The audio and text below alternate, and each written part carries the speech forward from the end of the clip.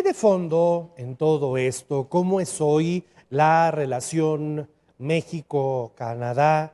¿Cómo es esa relación hoy entre Canadá y Estados Unidos, donde incluso hoy Canadá dice, sí tienes visa estadounidense, haces este trámite y ya puedes entrar? Voy a conversar a detalle sobre este tema con la doctora en Derecho y Ciencia Política por la Universidad de Barcelona, Mari Carmen Peloche Barrera, quien además es catedrática del Tecnológico de Monterrey, aquí en Puebla. Doctora, bienvenida. Muchas gracias, Juan Es su Carlos. casa, gracias por Buenos estar días. con nosotros. Un placer. ¿Cómo entender esta relación? Digo, hoy dice López Obrador, un reproche fraterno.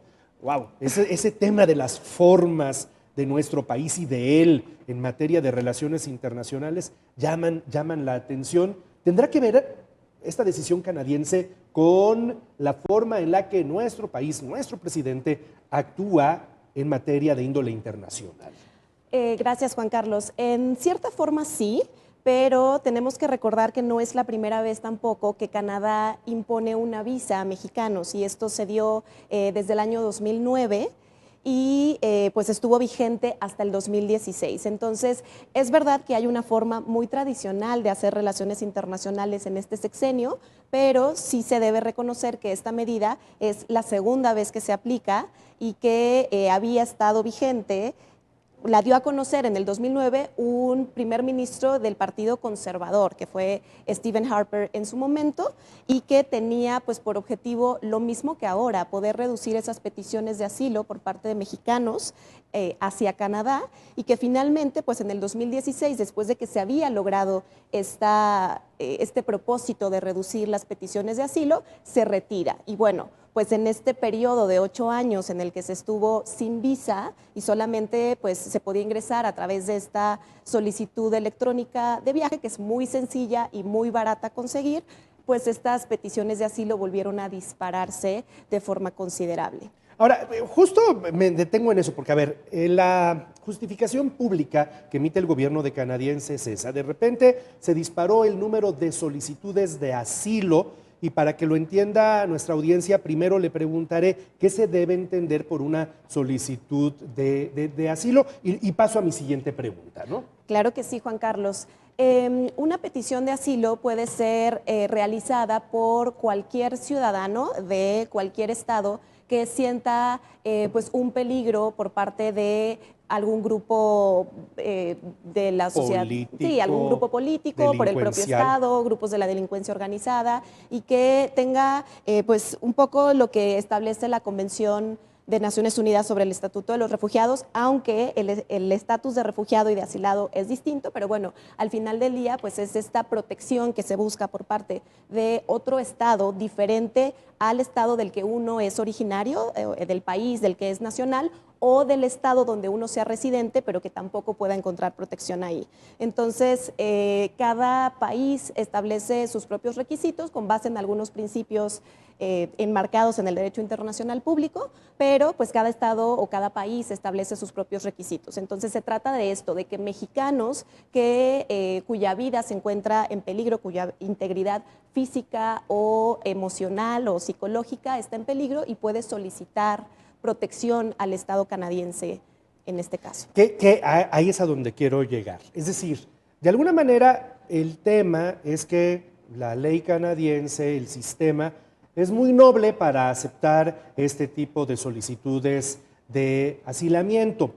Estados Unidos no, Estados Unidos es muy duro para ello, por ello es que se ve justamente el tema de Canadá.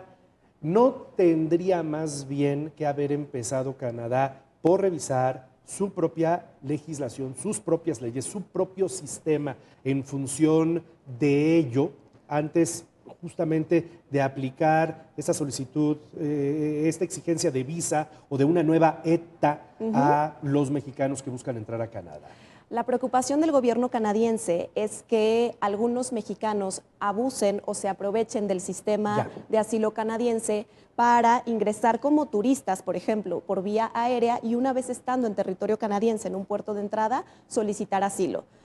lo que preocupa al gobierno canadiense es que gran parte de estas personas que llegan de esta forma no requieren en realidad protección del Estado canadiense, sino que lo buscan pues como una vía para emigrar, y en este caso Sí, inmigrar claro. a Canadá. Sí, sin duda. Entonces, pues esa es la preocupación.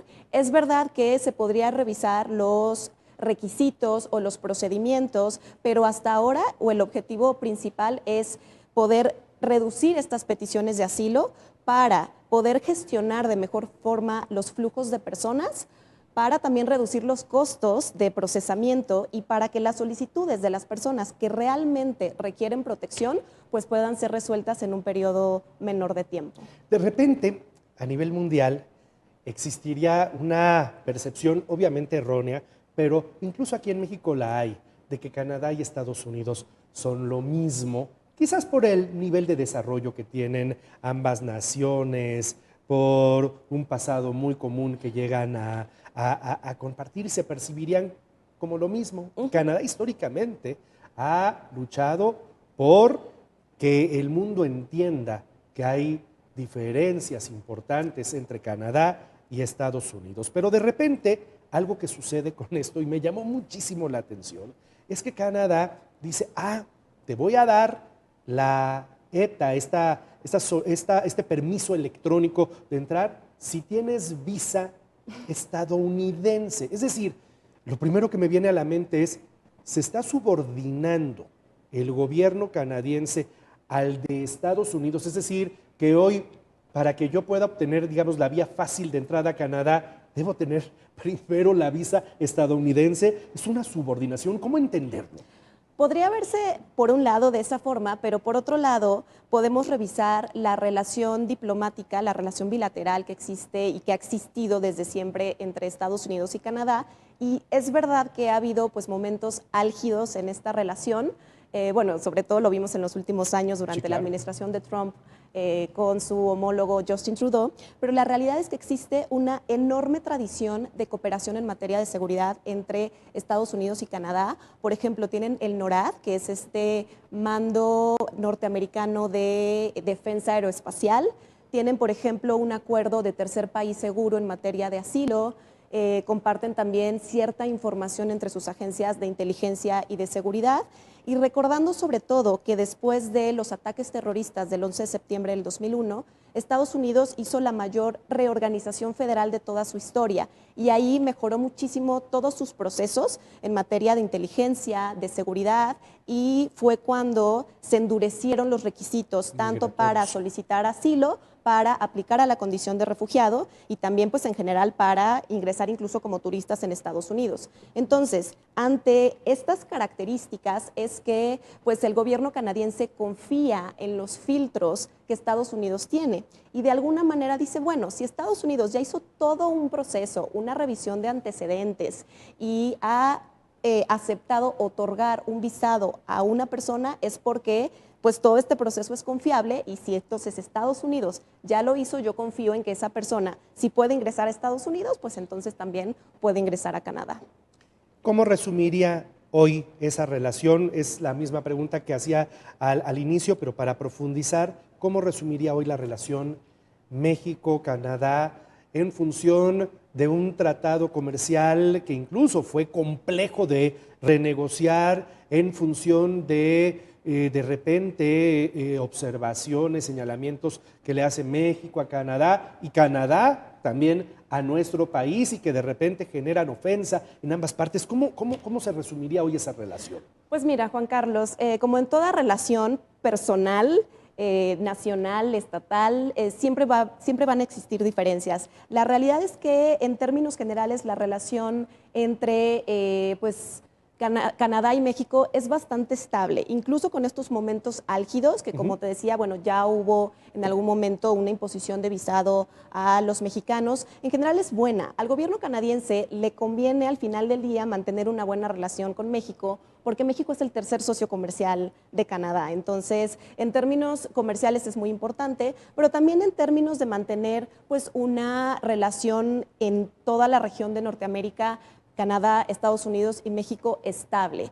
El presidente López Obrador ya lo dijo el día de ayer, que hacía pues una protesta diplomática y que creía que se podía haber llegado pues a otro tipo de alternativa, y hablaba el gobierno mexicano desde hace semanas en estas negociaciones que se habían hecho entre las cancillerías de poder dejar una ETA pero con más requisitos. Al final del día sí pasó, Sí, pero pasó. pues para quienes no puedan cumplir con estos requisitos, entonces ahí está el visado.